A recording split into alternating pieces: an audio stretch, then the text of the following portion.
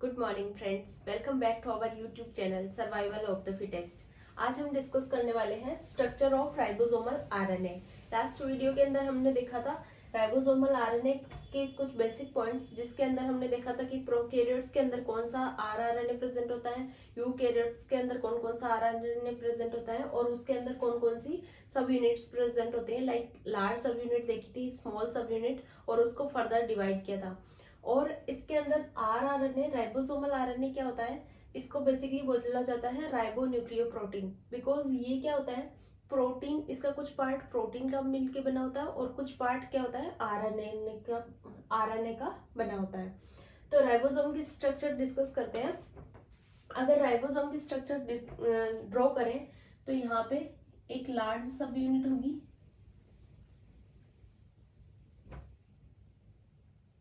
और एक स्मॉल सब यूनिट होगी। इस तरह से ड्रॉ कर सकते हैं। और प्रोकैरियोट्स और यूकैरियोट्स दोनों के साथ साथ में देखते हैं।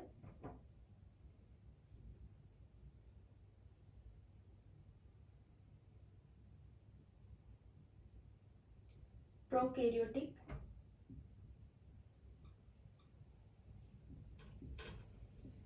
एंड यूकैरियोटिक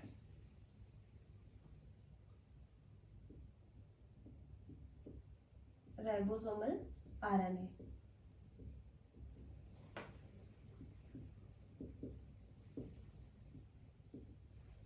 तो इसकी स्ट्रक्चर ड्रॉ करें तो यहाँ पे अलग अलग साइट प्रेजेंट रहेगी। सबसे पहले ये क्या है, लार्ज सब यूनिट है, ये स्मॉल सब यूनिट है। तो हमने देखा था यूकैरियोट्स के अंदर जो लार्ज सब यूनिट थी वो कितनी थी, यहाँ पे 80s। ये टोटल मिला के कितना होता है, ये पूरा 80s का होता है। और ये जो लार्ज सब यूनिट होती है वो होती है 60s एंड स्मॉल सब यूनिट होती है 40s की। इसके बाद इसको फर्दर डिवाइड करते हैं तो ये प्रोटीन और इससे आरएनए से मिलकर बना होता है। और इसके अंदर कौन सा आरएनए होता है, 18s आरएनए होता है। और 60s में क्या होता है, 28.5s, 5.8s एंड 5s। तो ये 3 सब यूनिट यहाँ पे है और 1 सब यूनिट यहाँ पे है। इसके अलावा प्रोटीनेशियस पार्ट होगा। अब यहाँ पे ऐसे ही प्रोकैरियोट्स के अंदर देखें तो ये सब यूनिट हो जाएगी 50s की और ये हो जाएगी 30s। ये सब यूनिट फर्दर 60s में डिवाइड होती है और ये होती है 2 टाइप्स में। ये हो जाएगी 23s एंड 5s।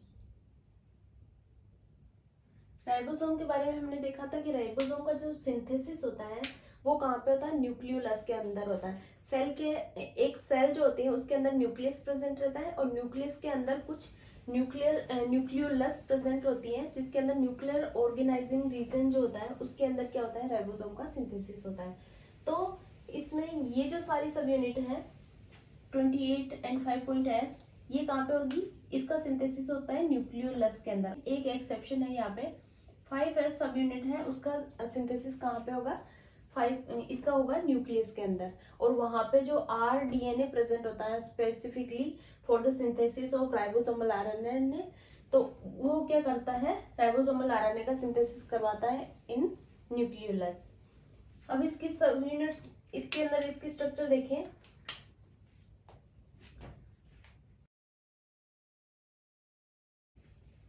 अगर इसकी स्ट्रक्चर देखें तो यहाँ पे एक साइट प्रेजेंट होती है इस तरह से, अनदर साइट यहाँ पे प्रेजेंट होती है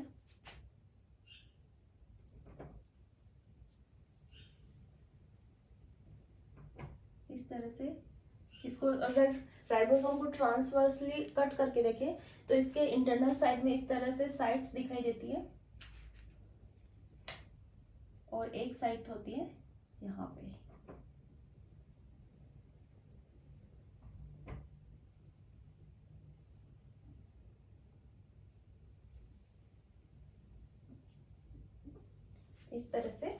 अलग अलग साइट प्रेजेंट होती है। सेम इसमें, इसके अंदर भी इसी तरह से साइट प्रेजेंट होती है। तो इसको बोला जाता है ए साइट,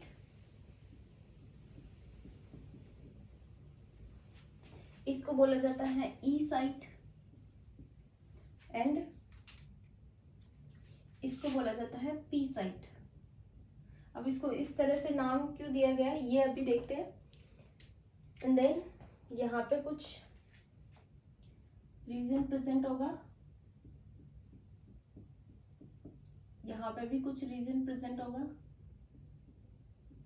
और यहाँ पे भी कुछ इस तरह से रीजन प्रेजेंट होगा।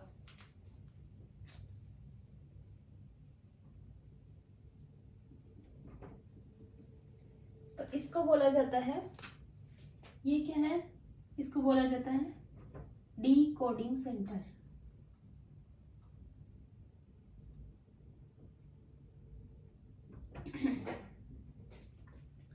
डीकोडिंग सेंटर क्यों बोला जाता है? बिकॉज यहाँ पे जब मैसेंजर आरएनए आएगा, राइबोसोम क्या करवाता है, मैसेंजर आरएनए के साथ में अटैच होता है स्मॉल सब यूनिट एंड लार्ज सब यूनिट, और उसको क्या करता है, स्कैन करता है। रीड करते करते जहाँ पे स्टार्ट कोडॉन्स आएंगे वहां पे क्या करेगा, ये प्रोटीन का सिंथेसिस स्टार्ट कर देगा। तो यहाँ पे जो प्रेजेंट होता है सेंटर, इसको बोला जाता है डीकोडिंग सेंटर। बिकॉज ये क्या करता है, डीकोड करवाता है प्रॉपर हाइड्रोजन बॉन्डिंग हो रही है या नहीं हो रही है messenger RNA and transfer RNA के बीच में, उसको डिकोड करवाता है ये डिकोडिंग सेंटर, और ये स्मॉल सब यूनिट के अंदर प्रेजेंट रहता है।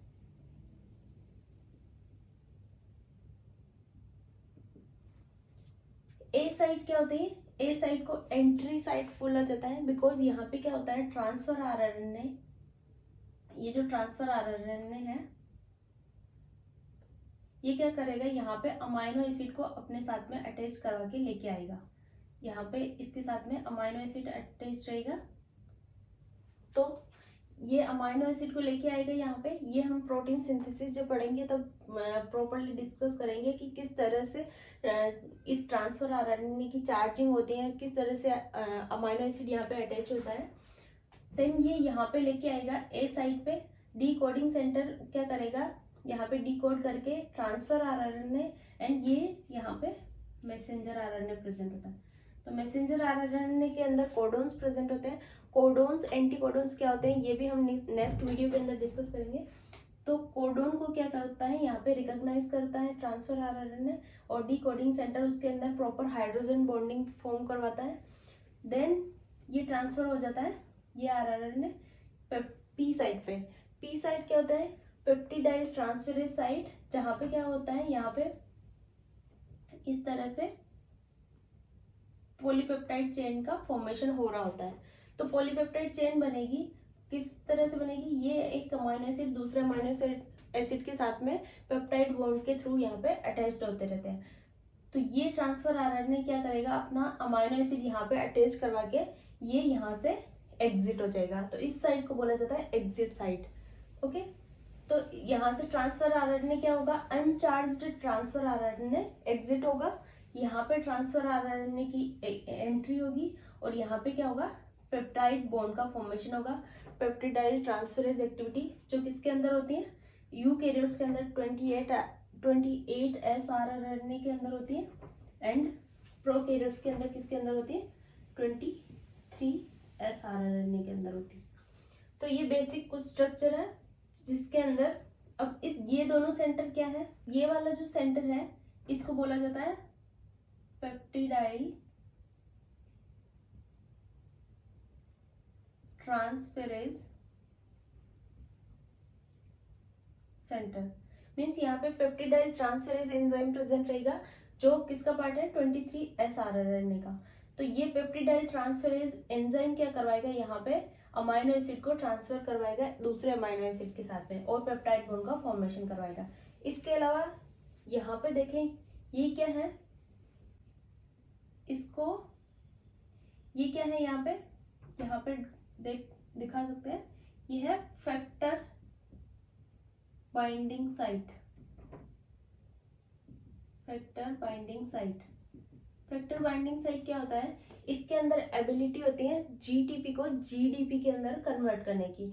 हमें पता है कि कोई भी प्रोसेस अगर हो रहा है तो उसमें एनर्जी की रिक्वायरमेंट होगी, और जहाँ पे ये जो ट्रांसफर आरएनए है, यहाँ पे ये क्या करेगा, एनर्जी का, यहाँ पे कुछ फैक्टर्स यूज होते हैं, इलोंगेशन फैक्टर या फिर कुछ फैक्टर्स यूज होते हैं, ट्रांसफर फैक्टर। तो इसके अंदर जीटीपी को जीडीपी के अंदर कन्वर्ट करने की कैपेसिटी रहती है। जो यहाँ पे इनिशिएशन फैक्टर्स या इलोंगेशन फैक्टर्स आएंगे वो क्या करेंगे, जीटीपी के साथ आएंगे, बिकॉज यहाँ पे एनर्जी की रिक्वायरमेंट होगी पेप्टाइड बॉन्ड फॉर्मेशन के लिए। देन ये फैक्टर बाइंडिंग साइट क्या करेगी, जीटीपी को जीडीपी के अंदर कन्वर्ट कर देगी। देन ट्रांसफर आरएनए इधर ट्रांसफर होगा पी साइट के अंदर, देन ये एग्जिट साइट से क्या हो जाएगा, एग्जिट हो जाएगा। तो ये बेसिक स्ट्रक्चर है राइबोसोमल आरएनए की। अब राइबोसोमल आरएनए के बारे में एक बार रिकैप करते हैं कि किस तरह से राइबोसोमल आरएनए क्या करवाता है, मैसेंजर आरएनए को क्या करवाता है, एक अटैचमेंट साइट प्रोवाइड करवाता है। और इसके अलावा मेन जो रोल होता है आरएनए का वो क्या होता है, प्रोटीन सिंथेसिस के अंदर होता है, बिकॉज ये क्या करवाता है, मैसेंजर आरएनए को स्प्रेड करने के लिए लार्जर सरफेस एरिया भी प्रोवाइड करवाता है राइबोसोमल आरएनए। तो ये कुछ बेसिक चीजें हैं। इसके अलावा राइबोसोमल आरएनए की स्ट्रक्चर जो होती है वो क्या होती है, काफी कॉम्प्लेक्स होती है। इसके अंदर सिंगल स्टैंडर्ड फॉर्म के अंदर ही बेस पेयरिंग फॉर्म होके क्या हो जाता है, ये एक हेलिकल फॉर्म के अंदर आ जाता है, जिसकी वजह से इसकी स्ट्रक्चर इस तरह से दिखाई देती है। बिकॉज हम पढ़ते हैं कि जो वो क्या होता है, हमेशा सिंगल स्टैंडर्ड के अंदर होता है। लेकिन जैसे कि हम ट्रांसफर आरएनए को देखें तो वो क्या होता है, एक क्लोवर लीफ लाइक स्ट्रक्चर में होता है। राइबोसोमल आरएनए को हमेशा हम इस तरह से राउंडेड फॉर्म में देखते हैं। तो वो किस वजह से हो रहा है, बिकॉज उसके अंदर कॉम्प्लीमेंट्री बेस पेयरिंग फॉर्म हो जाती है सिंगल स्ट्रैंड के अंदर ही। सेम जो स्ट्रैंड होती है उसी के अंदर क्या हो जाती है, कॉम्प्लीमेंट्री बेस पेयरिंग फॉर्म होके वो एक हेलिकल कन्फर्मेशन के अंदर या फिर फोल्डेड कन्फर्मेशन के अंदर आ जाता है। तो ये कुछ चीजें हैं राइबोसोमल आरएनए के बारे में। I hope you like this video. Thank you so much for watching.